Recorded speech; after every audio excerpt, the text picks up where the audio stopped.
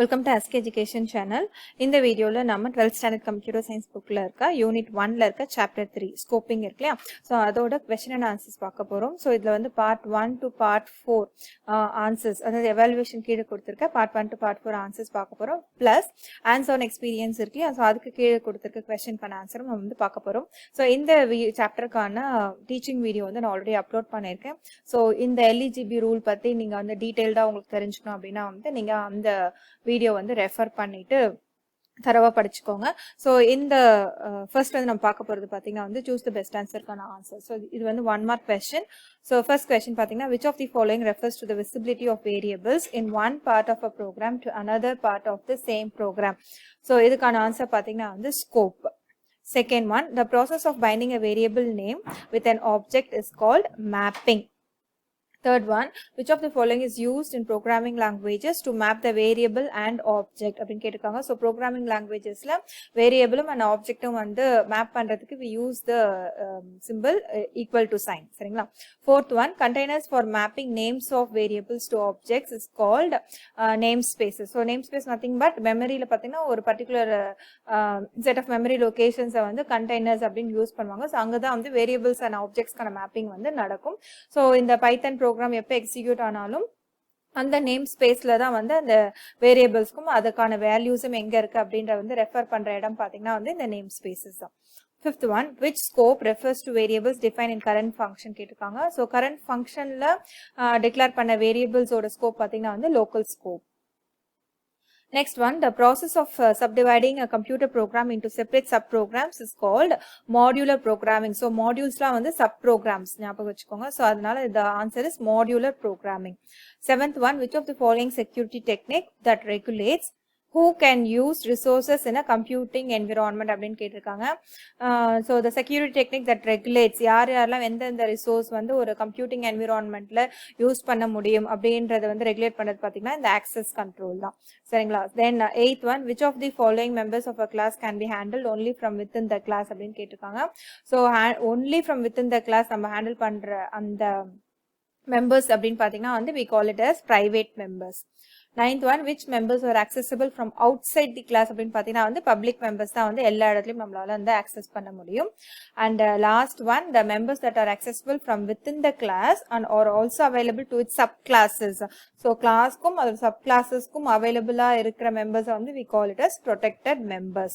So கிளாஸ்ல மட்டும்னா private members, outside the class எல்லா இடத்துலையும்னா public members, class and sub கிளாஸ்னா வந்து protected members.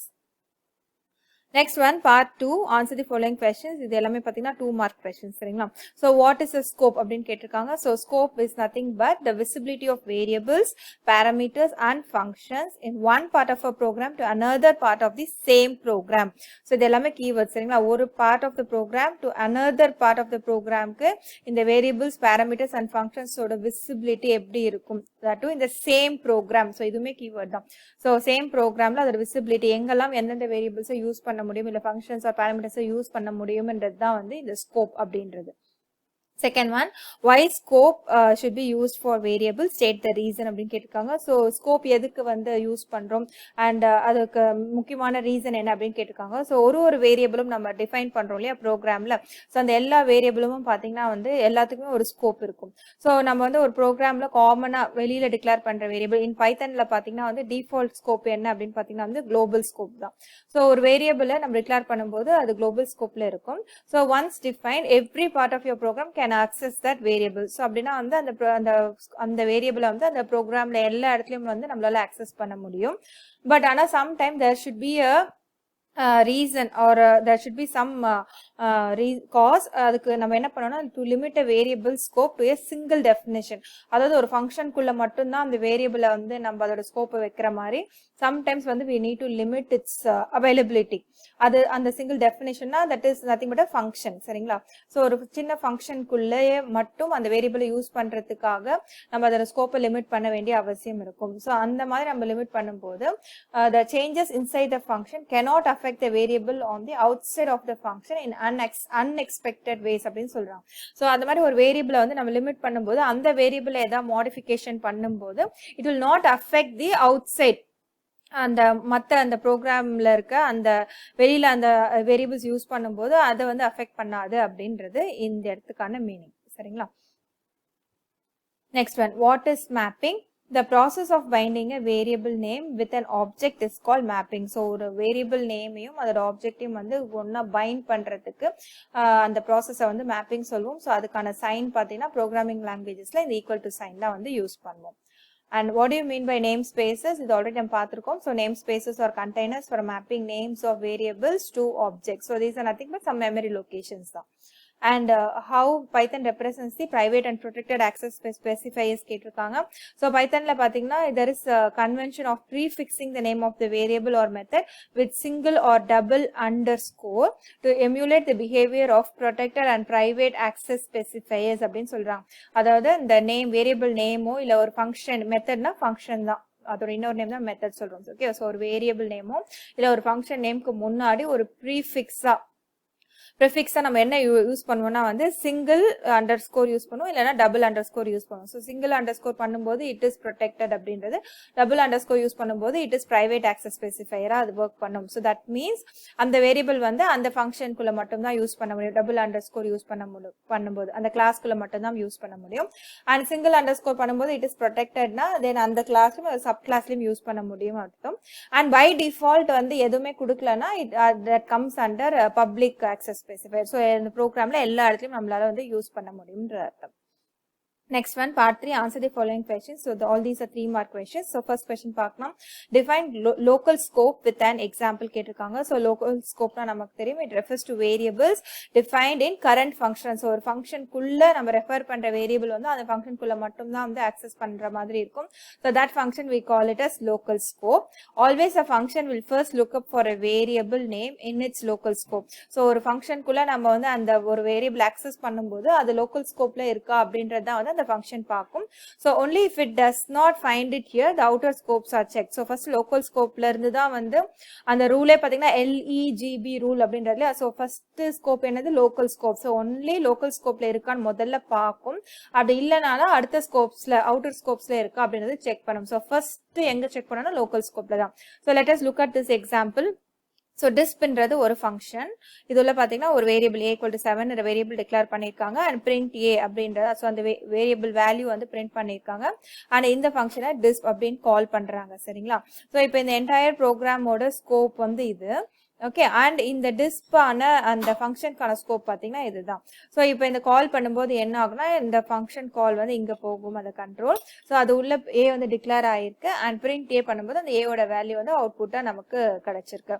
So on execution of the above code, the variable a displays the value 7 because it is defined and available in the local scope. So இந்த ஏ பார்த்தீங்கன்னா இந்த local ஸ்கோப்ல தான் டிக்ளேரும் பண்ணியிருக்கோம் and அங்கேயுமே வந்து access பண்ணி பிரிண்ட் பண்ணியிருக்கோம். ஸோ அதனால இந்த output has come as 7. Next question, define global scope with an example அப்படின்னு கேட்டிருக்காங்க. So global scope பார்த்தீங்கன்னா வந்து a variable which is declared outside of all functions in a program is known as global variable. So எல்லா ஃபங்க்ஷனுக்கும் வெளியில ஏதாவது ஒரு variable declare பண்ணும்போது that variable falls under global scope அப்படின்னு சொல்றாங்க. So that means அந்த வேரியபிளை நம்ம throughout the program எங்க வேணாலும் நம்ம யூஸ் பண்ணலாம். inside the function, inside any other function or outside the function. So நம்மளால வந்து அந்த global variable வந்து access பண்ண முடியும். So consider the following example. இங்க பாருங்க.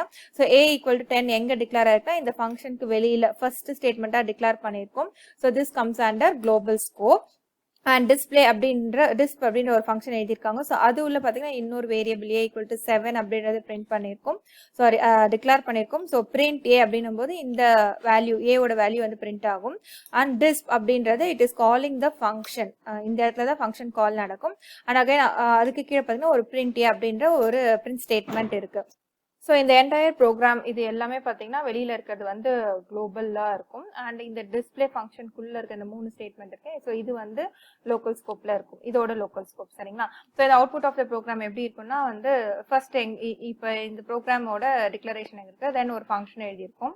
ஸோ இந்த ஃபங்க்ஷன் எங்கே முடியுதோ இந்த இடத்துல முடியுது. ஸோ அதுக்கப்புறம் இந்த ஃபங்க்ஷன் கால் தான் வந்து ஃபர்ஸ்ட் எக்ஸிக்யூட்டிபிள் ஸ்டேட்மெண்ட்டாக இந்த ஃபங்க்ஷன் கால் தான் வந்து முதல்ல நடக்கும். ஸோ இந்த ஃபங்க்ஷன் கால் அப்போ இங்கே போகும்போது கண்ட்ரோல் இங்கே போகும். ஸோ அதுல என்ன இருக்கு, ஏ இஸ் ஈக்குவல் டு 7 அப்படி இருக்கு. ஸோ பிரிண்ட் ஏ அப்படின்றதுனால இந்த 7 என்ற வேல்யூ வந்து அவுட்புட்ல இருக்கு. அண்ட் இந்த ஃபங்க்ஷன் கால் முடிஞ்ச பிறகு இந்த கண்ட்ரோல் என்ன ஆகும்னா இந்த அடுத்த ஸ்டேட்மெண்ட்டுக்கு வரும். ஸோ அடுத்த ஸ்டேட்மெண்ட்ல எனக்கு print a அப்படின்னு இருக்கு. now this a refers to the global variable. So அதோட வேல்யூ என்ன 10. ஸோ இந்த இடத்துல வந்து 10 அப்படின்றது டிக்ளேர் பிரிண்ட் ஆயிருக்கு. So on execution of the above code the variable a which is defined inside the function displays the value 7 and outside the function displays the value 10. So இது எப்படி வந்து இது ரெண்டு வேரியபிள்னு பார்த்தீங்கன்னா வந்து சேம் நேம் தான் இருக்கு. இதுக்கும் a இருக்கு, இதுக்கும் a இருக்கு. பட் ரெண்டுமே வந்து 2 டிஃப்ரெண்ட் வேரியபிள்ஸாக தான் வந்து பைத்தன் கன்சிடர் பண்ணும். அது எப்படி அது கன்சிடர் பண்ணணும்னா வந்து யூசிங் த நேம் ஸ்பேஸ் கண்டெய்னர்ல ஒரு வேரியபிள் வந்து டிஃபைன் பண்ணும் போதே வந்து அதோட வேல்யூஸும் சேர்த்து டிஃபைன் ஆகும்போது அண்ட் அதோட ஸ்கோப்பும் சேர்த்து தான் வந்து டிஃபைன் ஆகும். ஸோ இந்த நேம் ஸ்பேஸ்ல இந்த ஏ வந்து ஸ்டோர் ஆகும்போது வேல்யூ 10 அண்ட் அதோட ஸ்கோப் பார்த்தீங்கன்னா குளோபல் ஸ்கோப் அப்படின்றது அசைன் ஆயிருக்கும். அண்ட் இந்த அடுத்த ஃபங்க்ஷன் உள்ள இருக்க அந்த ஏ பார்த்தீங்கன்னா வந்து இது லோக்கல் ஸ்கோப்ல வந்து நேம் ஸ்பேஸ்ல வந்து ஸ்டோர் ஆயிருக்கும். ஸோ ரெண்டுமே வந்து 2 டிஃப்ரெண்ட் வேரியபிள்ஸா இருக்கிறதுனால எந்த கன்ஃபியூஷனும் இல்லாம இந்த அவுட்புட் ஆனது நமக்கு கிடைக்கும். நெக்ஸ்ட் பார்த்தீங்கன்னா define enclosed scope with an example சொல்லியிருக்காங்க. ஸோ எல்லா ப்ரோக்ராமிங் லாங்குவேஜஸ்லையுமே பார்த்தீங்கன்னா வந்து நம்மளால நெஸ்டட் ஃபங்க்ஷன்ஸ் எழுத முடியும். ஸோ நெஸ்டட் ஃபங்க்ஷன்ஸ் தான் ஒரு ஃபங்க்ஷனில் இன்னொரு ஃபங்க்ஷன் எழுதும்போது we call that function as nested function. சரிங்களா? ஸோ அப்போ ஒரு வேரியபிள் வந்து நம்ம ஒரு ஃபங்க்ஷனில் டிக்ளேர் பண்ணும்போது அது உள்ள ஒரு நெஸ்டட் ஃபங்க்ஷன் எழுதுறோம். ஸோ அந்த நெஸ்டட் ஃபங்க்ஷன் பார்த்தீங்கன்னா அந்த வெளியில டிக்ளேர் பண்ண அந்த அவுட்டர் ஃபங்க்ஷனோட வேரியபிள்ஸை வந்து ஆக்சஸ் பண்ண முடியும். So that scope is called as enclosed scope அப்படின்னு சொல்றாங்க. So a variable which is declared inside a function which contains another function definition within it. So ஒரு ஃபங்க்ஷனுக்குள்ள இன்னொரு ஃபங்க்ஷன் இருக்கு. ஸோ அந்த இன்னர் ஃபங்க்ஷனை நம்ம வந்து nested function சொல்றோம். So the inner function can also access the variable of the outer function. So அந்த உள்ள இருக்க ஃபங்க்ஷன் பார்த்தீங்கன்னா வெளியில இருக்க அவுட்டர் ஃபங்க்ஷனோட வேரியபிள்ஸ் ஆக்சஸ் பண்ண முடியும். Why? Because அந்த ஸ்கோப் பார்த்தீங்கன்னா வந்து it is an enclosed scope அப்படின்னு சொல்றாங்க. So when a compiler or interpreter search for a variable in a program, it first searches local scope, then search enclosing scope. So இதுதான் வந்து LEGB ரூல்ல பாத்தீங்கன்னா first L என்னது local, அந்த ஸ்கோப்ல வந்து ஒரு வேரியபிளை search பண்ணும். அது இல்லாத பட்சத்துல it searches in the enclosing scope. LE இல்லையா? ஸோ அந்த E stands for enclosing scope. So அடுத்த ஸ்கோப் எங்க செக் பண்ணா enclosing scopeல தான் வந்து செக் பண்ணும். ஸோ ஒரு எக்ஸாம்பிள் கொடுத்துருக்காங்க. So this is a function. So அது உள்ள வந்து ஒரு வேரியபிள் டிக்ளேர் பண்ணியிருக்காங்க. ஸோ இது வந்து அவுட்டர் ஃபங்க்ஷன். அந்த வேரியபிள் வந்து A is equal to 10 அப்படின்னு டிக்ளேர் பண்ணியிருக்காங்க. ஆனால் இது உள்ள பார்த்தீங்கன்னா ஒரு இன்னர் ஃபங்க்ஷன், ஒரு நெஸ்டட் ஃபங்க்ஷன் எழுதியிருக்காங்க. ஸோ disk1 அப்படின்றது ஒரு இன்னர் ஃபங்க்ஷன். அது உள்ள என்ன பண்ணியிருக்காங்கன்னா print A அப்படின்ற வேல்யூவை மட்டும் வந்து ஏவோட வேல்யூ மட்டும் பிரிண்ட் பண்ணியிருக்காங்க. ஒரு பிரிண்ட் ஸ்டேட்மெண்ட் மட்டும் இருக்கு. அண்ட் அடுத்த ஸ்டேட்மெண்ட் பார்த்தீங்கன்னா இந்த disk1 என்ற ஃபங்க்ஷன் கால் இருக்கு. ஸோ இந்த இடத்துல வந்து இன்டென்டேஷன் தப்பாக கொடுத்துருக்காங்க. இது வந்து இந்த இதுக்கு நேராக, ஸோ இங்கே கொடுத்துருக்காங்களே, ஸோ அந்த மாதிரி இந்த disk1 இடத்துல ஸோ அதுக்கு நேராக வரணும். ஸோ இந்த இடத்துல இன்டென்டேஷன் தப்பாக இருக்கு, அதை வந்து மாற்றிக்கோங்க. அண்ட் அதுக்கு கீழே வந்து print A அப்படின்றது இந்த ஃபங்க்ஷனுக்குள்ள இருக்கு, disk ஃபங்க்ஷனுக்குள்ள இருக்க ஒரு print A அப்படின்ற ஸ்டேட்மெண்ட் இருக்கு. ஸோ இது வரைக்கும் வந்து இந்த disk ஃபங்க்ஷன் அண்ட் வெளியில பார்த்தீங்கன்னா disk அப்படின்ற ஒரு ஃபங்க்ஷன் கால் இருக்கு. ஸோ அது வந்து தனியா அந்த ஸ்டேட்மெண்ட் வந்து வேற ஒரு ஸ்கோப்ல இருக்கும். சரிங்களா? ஸோ இது எல்லாமே பார்த்தீங்கன்னா வந்து இந்த டிஸ்கோட ஸ்கோப்ல இருக்கும். அண்ட் இந்த ரெண்டு ஸ்டேட்மெண்ட் இது ரெண்டு இருக்குல்ல, ஸோ இது ரெண்டும் மட்டும் பார்த்தீங்கன்னா வந்து disk அப்படின்ற disk1ஓட ஸ்கோப்ல இருக்கும். ஸோ அதுக்கான இது கரெக்டா இங்க கொடுத்துருக்காங்க. அண்ட் இதோட அவுட்புட் ஆஃப் த ப்ரோக்ராம் எப்படி இருக்குன்னு பார்த்தீங்கன்னா, ஸோ ஃபர்ஸ்ட் ஸ்டேட்மெண்ட் இது எல்லாமே வந்து ஃபங்க்ஷன்ஸ்குள்ள இருக்கிறது இல்லையா? ஸோ இந்த ஸ்டேட்மெண்ட் தான் முதல்ல எக்ஸிக்யூட் ஆகும். ஸோ ஃபங்க்ஷன் கால் நடக்கும்போது control will go here. So இதில் என்ன இருக்கு? A = 10 அப்படின்றது இருக்கு. அண்ட் disk1 ஆஃப் ஃபங்க்ஷன் அப்படின்றது கால் இருக்கு இல்லையா? ஸோ இது உள்ள print A அப்படின்ற ஸ்டேட்மெண்ட் இருக்கு. ஸோ அதோட இந்த ஃபங்க்ஷனோட கால் தான் வந்து அடுத்த ஸ்டேட்மெண்ட்டாக வந்து எக்ஸிக்யூட் ஆகும். ஸோ A = 10 அதுக்கப்புறம் வந்து இந்த ஸ்டேட்மெண்ட் எக்ஸிக்யூட் ஆகும். ஸோ இது என்னதான் ஃபங்க்ஷன் கால். ஸோ இந்த ஃபங்க்ஷன் எங்கே இருக்குன்னா இது உள்ளே தான் இருக்கு. ஸோ கண்ட்ரோல் வந்து இல் கோ ஹியர். ஸோ இதில் வந்து print A அப்படின்றதுனால இந்த ஏவோட வேல்யூ வந்து 10 அப்படின்றது பிரிண்ட் ஆயிருக்கு. ஸோ இந்த A அப்படின்றது பார்த்தீங்கன்னா this is under enclosed scope now. So இந்த A பார்த்தீங்கன்னா இது இன்னர் ஃபங்க்ஷனுக்கு வெளியில இருக்க இந்த disk என்ற அவுட்டர் ஃபங்க்ஷன்ல தான் டிக்ளேர் பண்ணிருக்கு. பட் ஸ்டில் வந்து இந்த disk1 என்ற ஃபங்க்ஷன் வந்து அதை அக்சஸ் பண்ண முடியுது. Because A is in enclosed scope. So அதனால வந்து A ஓட வேல்யூ 10 என்றது பிரிண்ட் ஆயிருக்கு. அண்ட் இந்த ஃபங்க்ஷன் கால்க்கு அடுத்த ஸ்டேட்மெண்ட் பார்த்தீங்கன்னா print A அப்படின்றது லாஸ்ட் ஸ்டேட்மெண்ட்டா இந்த ஃபங்க்ஷனுக்குள்ள இருக்கு. ஸோ அது வந்து that comes under local scope. So இப்போ வந்து print A பார்த்தீங்கன்னா இது வந்து லோக்கல் ஸ்கோப்ல இருக்கும். ஸோ ஏவோட வேல்யூ பார்த்தீங்கன்னா 10 அப்படின்றது இந்த இடத்துல வந்து பிரிண்ட் ஆயிருக்கு. ஸோ இந்த பிரிண்ட் ஸ்டேட்மெண்ட்ல இருக்க A வந்து it comes under enclosed scope. But அதே A வந்து அந்த ஃபங்க்ஷன் அவுட்டர் ஃபங்க்ஷனுக்குள்ளே ஆக்சஸ் பண்ணும்போது it comes under local scope. So அதோட வேல்யூஸ் தான் வந்து இந்த இடத்துல பிரிண்ட் ஆயிருக்கு. So next question பார்த்தீங்கன்னா why access control is required அப்படின்னு கேட்டிருக்காங்க.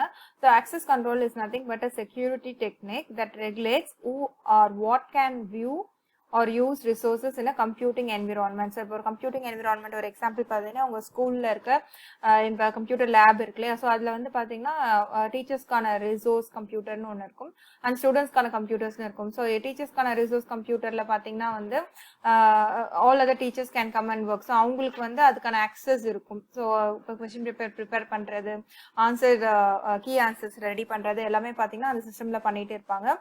அண்ட் ஸ்டூடெண்ட்ஸ்க்கு பார்த்தீங்கன்னா வந்து அந்த கம்ப்யூட்டருக்கு வந்து ஆக்சஸ் இல்லாமல் இருக்கும். ஸோ இன் தட் வே என்ன ஆகுனா வந்து அந்த ரிசோர்ஸ் வந்து யாரெல்லாம் யூஸ் பண்ணலாம் யூஸ் பண்ணக்கூடாது அப்படின்றது நம்ம வந்து ரெகுலேட் பண்ண முடியும். So that is called as access control. So அதே மாதிரி ஒரு இப்போ ப்ரௌசிங் சென்டர் பார்த்தீங்கன்னா கூட இப்போ இந்த கம்ப்யூட்டரில் நம்ம வந்து எதெல்லாம் ஆக்சஸ் பண்ணலாம் பண்ணக்கூடாது அப்படின்றது வந்து they can provide some regulation. So அதுதான் வந்து ஆக்சஸ் கண்ட்ரோல் அப்படின்னு சொல்கிறோம். ஸோ இதே ஆக்சஸ் கண்ட்ரோல் டெக்னிக் வந்து இந்த ஃபண்டமெண்டல் கான்செப்டை வந்து நம்ம எழுதுகிற ப்ரோக்ராம்லேயும் வந்து நம்மளால அப்ளை பண்ண முடியும்.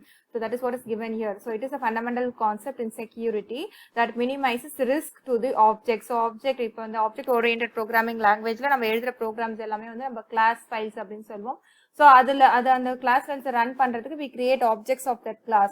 ஸோ அந்த ஆப்ஜெக்ட்ஸ்க்கு ரிஸ்க்கை வந்து மினிமைஸ் பண்ணுறதுக்காக தான் வந்து இந்த ஆக்சஸ் கண்ட்ரோல் வந்து கொண்டு வந்திருக்காங்க in object oriented programming language. So அதை எப்படி இம்ப்ளிமெண்ட் பண்ணுறாங்கன்னா வந்து it is implemented through access modifiers அப்படின்னு சொல்கிறாங்க. So there are three types of access modifiers: private, public and protected. So adha pathina detailed explanation inga kuduthirukanga. So in the access modifiers endha languages la irukku appdin pathina C++, Java pondra object oriented programming languages la vandu apply பண்ணுவாங்க.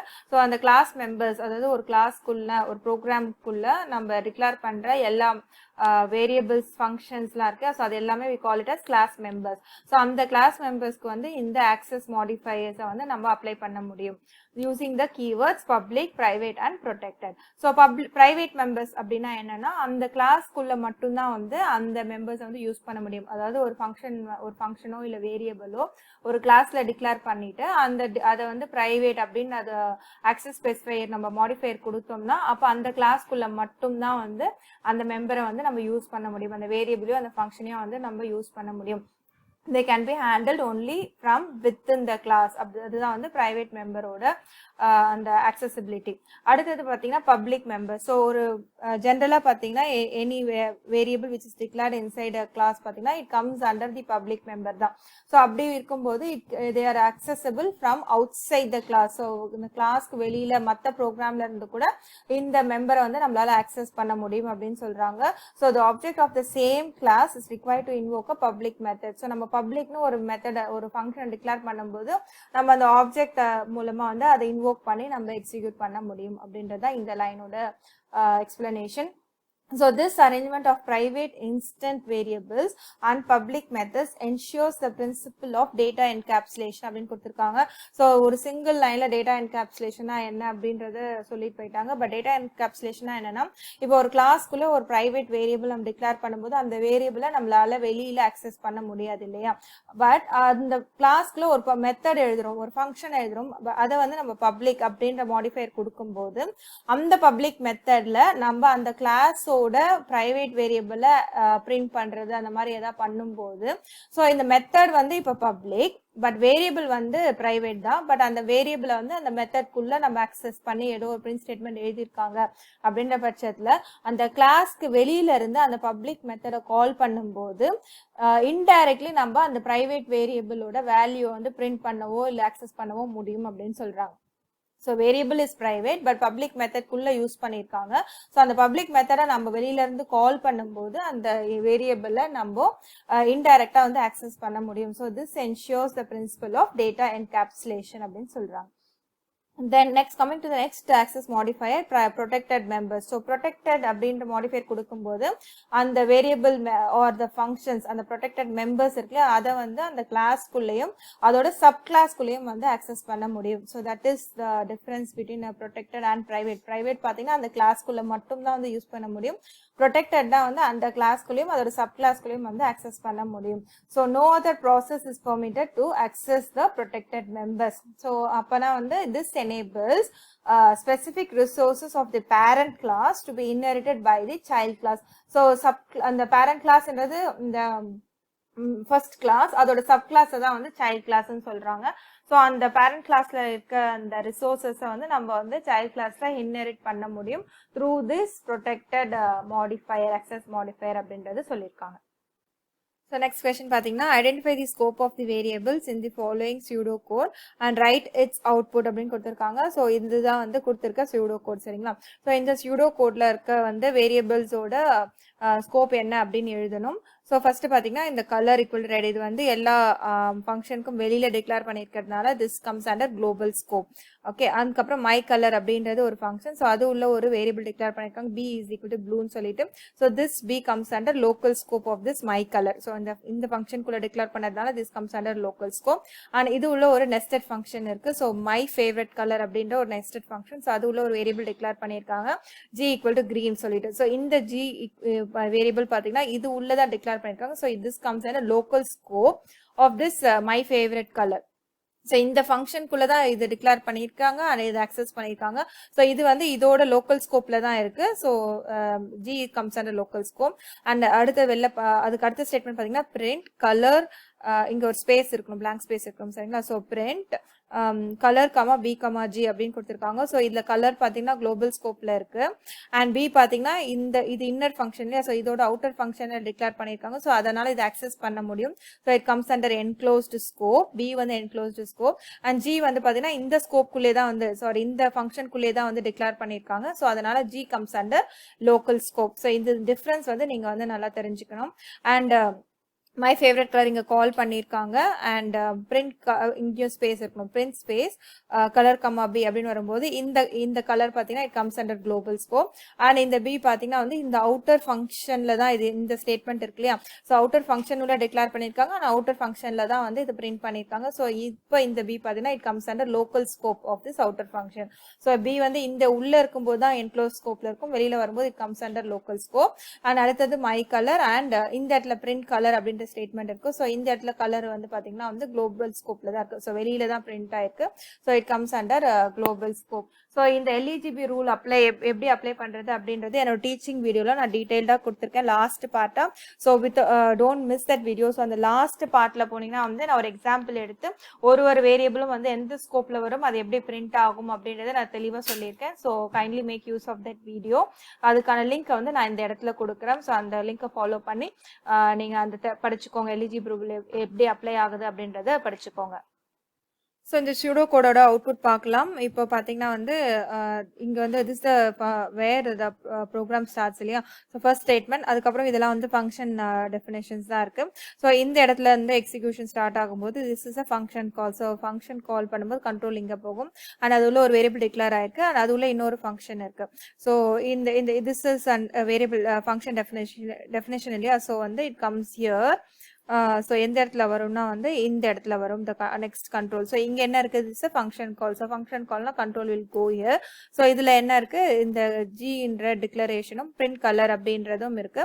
So இந்த statement தான் வந்து first execute ஆகிற print ஸ்டேட்மெண்ட்டாக இருக்கும். So print colour comma B comma G. So கலரோட value என்ன red, பியோட வேல்யூ வந்து ப்ளூ அண்ட் ஜியோட வேல்யூ வந்து green. So red blue green அப்படின்றது ஃபர்ஸ்ட் இந்த பிரிண்ட் ஸ்டேட்மெண்ட் எக்ஸிக்யூட் ஆகும்போது பிரிண்ட் ஆயிடும்.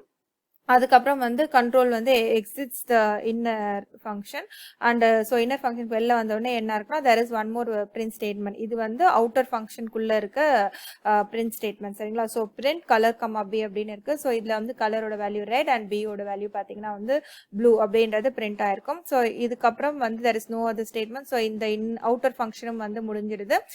ஸோ அவுட்டர் ஃபங்க்ஷன் காலிங் தான் இருந்துச்சு. ஸோ அதுக்கு அடுத்த ஸ்டேட்மெண்ட்க்கு எக்ஸிக்யூஷன் அது வரும்.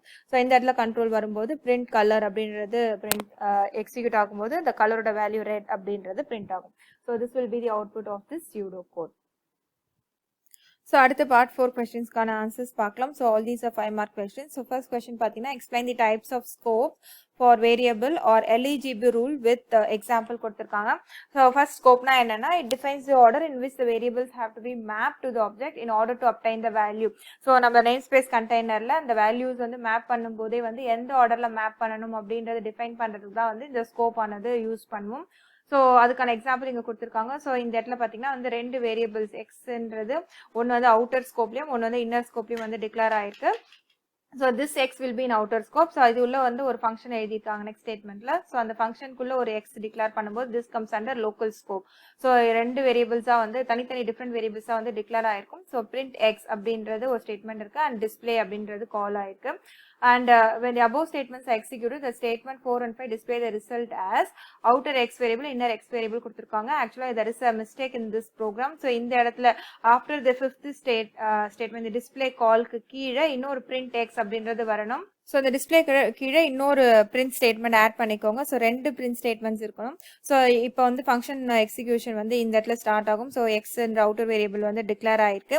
அண்ட் அதுக்கப்புறம் பார்த்தீங்கன்னா இந்த இன்னர் ஃபங்க்ஷன் வந்து டிக்ளேர் பண்ணியிருக்காங்க. ஸோ இது கீழே இங்கே வரும்போது this is the function call. So இது கால் ஆகும்போது இந்த control will go here. So இதுக்குள்ள ஒரு இன்னர் எக்ஸ் வேரியபிள் வந்து லோக்கல் ஸ்கோப்ல டிக்ளேர் ஆயிருக்கு அண்ட் பிரிண்ட் எக்ஸ் பண்ணும்போது இந்த எக்ஸ் என்பது லோக்கல் வேரியபிள். ஸோ இந்த வேல்யூ வந்து ஃபர்ஸ்ட் பிரிண்ட் ஆகும். ஸோ இன்னர் எக்ஸ் வேரியபிள் அப்படின்றது தான் வந்து ஃபர்ஸ்ட் டிஸ்பிளே ஆகணும். ஸோ அகைன் அவுட்புட் பார்த்தீங்கன்னா வந்து தப்பா இருக்கு. So first print X execute ஆகும்போது இன்னர் எக்ஸ் வேரியபிள் அப்படின்றது தான் வந்து பிரிண்ட் ஆகும். அண்ட் அடுத்தது வந்து இந்த டிஸ்பிளே ஃபங்க்ஷன் கால் முடிஞ்சோடனே there is one more print statement. So அந்த பிரிண்ட் ஸ்டேட்மெண்ட் எக்ஸிக்யூட் ஆகும்போது இந்த அவுட்டர் வேரியபிளோட வேல்யூ அவுட்டர் எக்ஸ் வேரியபிள் அப்படின்றது தான் வந்து பிரிண்ட் ஆகும். ஸோ உங்க அவுட்புட்டையும் வந்து புக்ல மாத்திக்கோங்க. So when these statements execute the result will be like this, displayed like this. சரிங்களா? So the above statements the same variable name x resides in 2 different scopes. So one inside the function and one outside the function. So outside the function இருக்கிறது வந்து global scope, கீழே உள்ள இருக்கிறது வந்து local scope அப்படின்னு சொல்றாங்க.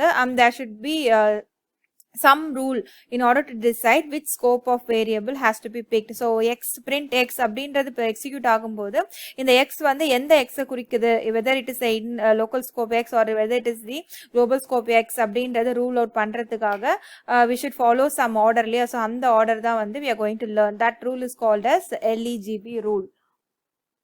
So the name as the name suggests LEGB rule na this is the order. So first வந்து local scope ல check பண்ணும் and அதுக்கப்புறம் enclosed scope and அதுக்கப்புறம் global scope, finally பார்த்தனா built-in scope ல அந்த variable இருக்கா அப்படின்றது check பண்ணும். So this is the rule and the order of the rule பாத்தீங்கன்னா இதுதான். and the scopes are listed below in terms of hierarchy, highest to lowest. So highest to lowest hierarchy ல வந்து பண்ணிருக்காங்க. So lowest scope பாத்தீங்கன்னா வந்து local, அதுக்கப்புறம் enclosed, அதுக்கப்புறம் global and அதுக்கப்புறம் பாத்தீங்கன்னா வந்து built-in scope. ஸோ ஒரு ஸ்கோப்பும் பார்க்கலாம் டீட்டெயிலாக. ஸோ லோக்கல் ஸ்கோப் ஆல்ரெடி நம்ம பார்த்துட்டோம். So local scope, global scope and enclosed scope already வந்து டீட்டெயிலாக நம்ம பார்ட் 3 கொஸ்டின்ஸில் பார்த்துருக்கோம். ஸோ நம்ம டைரெக்டாக வந்து பில்ட்-இன் ஸ்கோப் பார்த்துடலாம். So this is also done, enclose scope is also done. ஃபைனலாக built-in scopeல பாத்தீங்கன்னா வந்து this is the widest scope. So இந்த built-in scopeல பாத்தீங்கன்னா வந்து இதுல இருக்க நேம்ஸ் எல்லாமே பாத்தீங்கன்னா pre-loaded into the program scope when we start the compiler or the interpreter அப்படின்னு சொல்றாங்க. So any variable that comes under this scope என்ன பண்ணனும்னா வந்து they will be defined in the library functions of a programming language. So இந்த scope வந்து நம்ம user defined variablesக்குலாம் வந்து வராது. So நம்ம வந்து ஒரு function, built-in function கால் பண்றோம், ஒரு mathematical functionோ இல்ல வேற ஏதாச்சும் ஸ்ட்ரிங் ஃபங்க்ஷன் அந்த மாதிரி நம்ம கால் பண்ணும்போது அந்த ஃபங்க்ஷனுக்குள்ள வந்து சில வேரியபிள்ஸ் வந்து யூஸ் பண்ணியிருப்பாங்க இல்லையா. ஸோ அந்த வேரியபிள்ஸ் வந்து ஆட்டோமேட்டிக்காக வந்து நம்மளோட அந்த ஸ்கோப்புக்குள்ளே வந்துடும். ஸோ அந்த ஸ்கோப்பு தான் வந்து நம்ம பில்ட்-இன் ஸ்கோப் அப்படின்னு சொல்கிறோம். So these variables or modules which is defined in the library functions of a programming language comes under the built in scope or module scope. இது இன்னொரு ஸ்கோப் நேம் பார்த்தீங்கன்னா வந்து மாடியூல் ஸ்கோப் அப்படின்னு சொல்கிறாங்க. ஸோ இது எப்போ லோட் ஆகுனா வந்து they are loaded as soon as the library files are imported to the program. So ஒரு ப்ரோக்ராம் நம்ம வந்து அதில் பில்ட்-இன் ஃபங்க்ஷன்ஸ் யூஸ் பண்ணும்போது அதோட லைப்ரரி ஃபைலை வந்து நம்ம இம்போர்ட் பண்ணணும். ஸோ அப்போ தான் வந்து அதில் இருக்க பில்ட்-இன் ஃபங்க்ஷன்ஸை நம்மளால் வந்து யூஸ் பண்ண முடியும். ஸோ அப்படி நம்ம இம்போர்ட் பண்ணும்போதே இந்த ஸ்கோப்பில் இருக்க வேரியபிள்ஸ் ஆர் மாடியூல்ஸ் எல்லாமே வந்து ஆட்டோமேட்டிக்காக லோட் ஆகிடும் அப்படின்னு சொல்கிறாங்க. So this comes under with the software. So library files associated with the software இருக்கு இல்லையா. ஸோ அது those variables and modules comes under the built in scope. சரிங்களா. So normally only functions or modules come along with the software as packages. Therefore, they will come under built-in scope அப்படின்னு சொல்றாங்க. So next question, write any 5 characteristics of modules. So modules are nothing but நம்மளோட subprograms தான் வந்து நம்ம modules அப்படின்னு சொல்றோம். இந்த functionsலாம் எழுதுறோம் இல்லையா, ஸோ அதெல்லாம் தான் வந்து modules அப்படின்னு நம்ம சொல்றோம். ஸோ இதோட moduleஸோட characteristics என்ன அப்படின்றது உங்க புக்ல கொடுத்துருக்காங்க. So modules contain instructions, processing logic and data. So ஃபங்க்ஷனுக்குள்ள நம்ம என்ன எழுதுவோம், அகைன் இது ஒரு ப்ரோக்ராமிங் இன்ஸ்ட்ரக்ஷன்ஸ் எழுதுவோம்.